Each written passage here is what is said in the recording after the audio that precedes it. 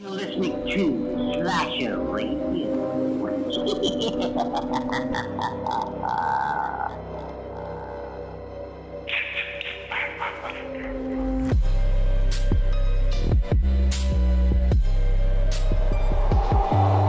I just had a quick question on that too, and it's a little bit of a sidebar with it.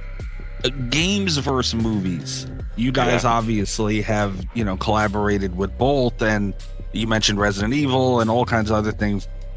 I'm sure they both present their challenges and their benefits. What do you have most fun with personally?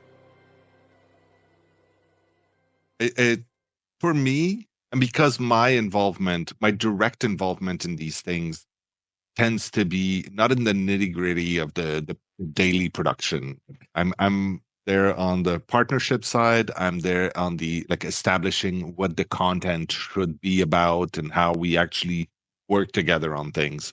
So for me, like you said, they're very different beasts. Right.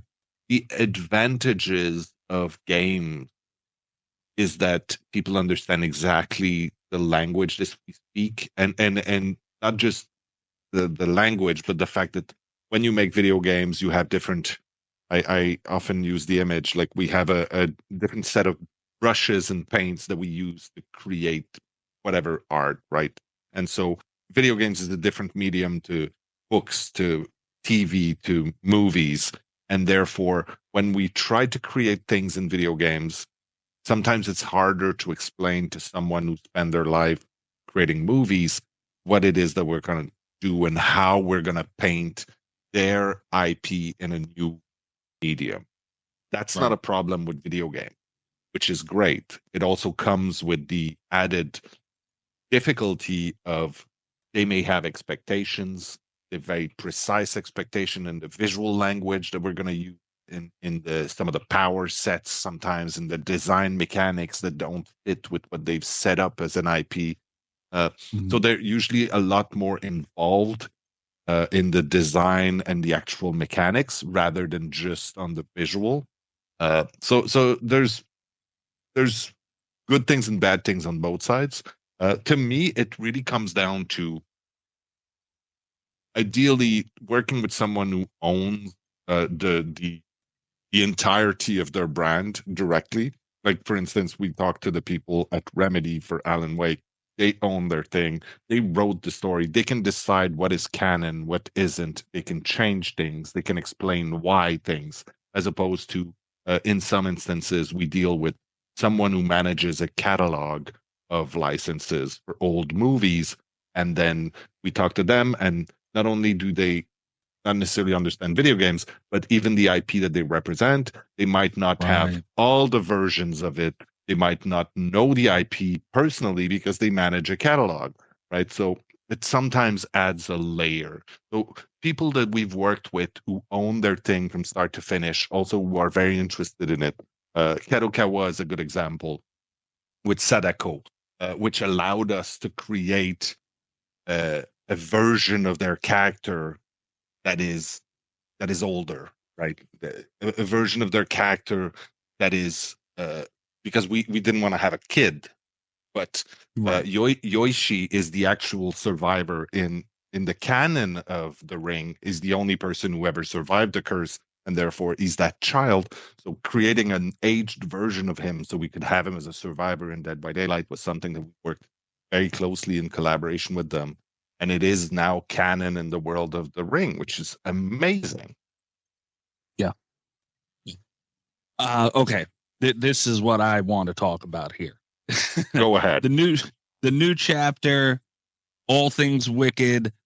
I would like to start with all the teasers you guys put out, because I've never seen, especially a game, I mean, this was movie level that you guys put out here, and I was hooked immediately. I will certainly pass those comments to our brand and marketing team, who worked really hard to make that happen. I can tell. It was fun.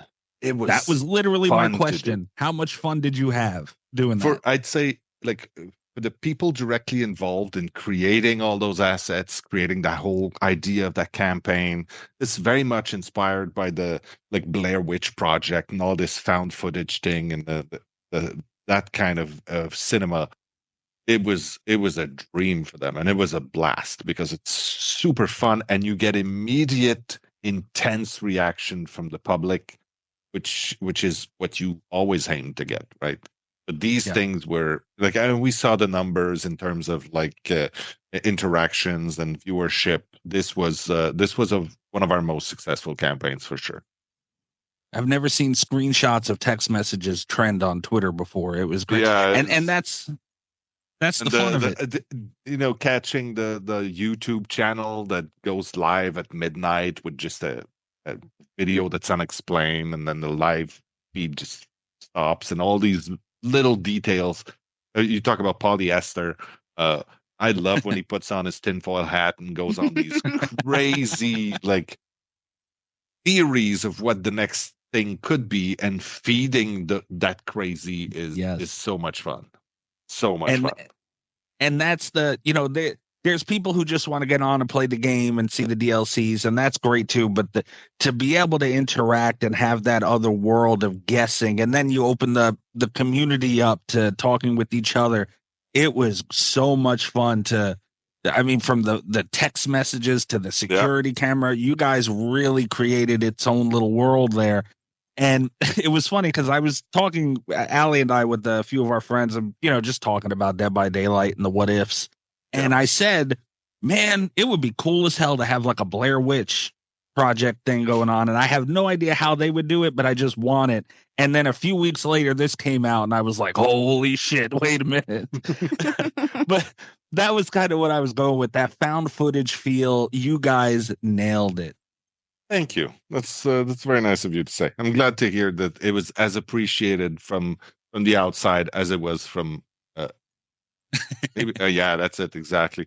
But no, I mean it was fun, and there's some of these tropes in horror. I mean, most of horror is made out of these really interesting tropes. Some are like I like to say, like, some of them are past their due, and that's okay for us to move forward, and some of them were linked to things that our culture is thankfully left behind, but a lot of them also had to do with these kind of things, which are super fun to play in. Even though they're expected, they still manage to take people by surprise, which is great. Now, I like that we were talking about Alan Wake and you just skipped. You blasted by the details of Alien and Chucky, which are just, Well, we talked about that last time. I mean,